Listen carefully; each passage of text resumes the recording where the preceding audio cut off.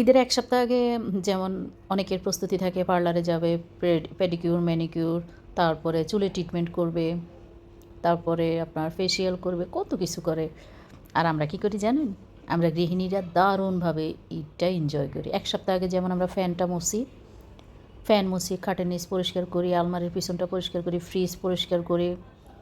তারপরে আমাদের ৩ থেকে ৪ দিন আগে আমাদের বুয়ারা চলে যায়। ওনারা তো আমাদের উপরের লেভেলে কাজ করে, তাই ওনাদের ছুটিটা ওনারা নিজেরাই নেয়। ওনারা এই ছুটিটা নিয়ে ওনারা ১ সপ্তাহের জন্য উধাও হয়ে যায়। ওনারা বাড়িতে যায়, ঈদ করে, অনেক জায়গায় ঘোরাঘুরি করে। আর আমরা সারা বছর আমরা ঈদের জন্য অপেক্ষা করি।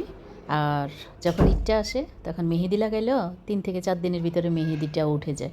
প্লেট বাটি ধুইতে ধুইতে আর নাস্তা বানাইতে বানাইতে, বুঝছেন? আমাদের ঈদের মতো মজার ঈদ আর হয় না। তাই এখন আর ঈদের জন্য কোনো প্রস্তুতি নিই না। কোনো রকমের পার্লারে যাই না, কোনো রকমের স্বামীর টাকা নষ্ট করি না। কী করি জানেন?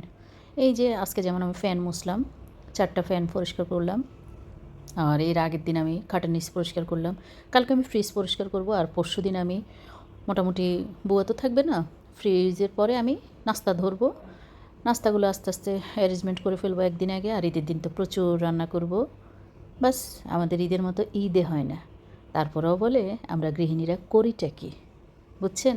তো সবাই ভালো থাকবেন, অনেক মজা করবেন ঈদে, অনেক সুন্দর ঈদ কাটাবেন আর আমাদের জন্য দোয়া করবেন।